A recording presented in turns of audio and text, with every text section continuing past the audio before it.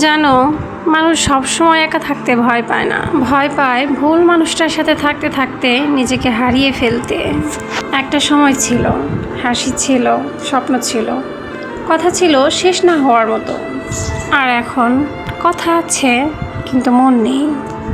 একসাথে আছি কিন্তু সম্পর্কটা যেন আর নেই।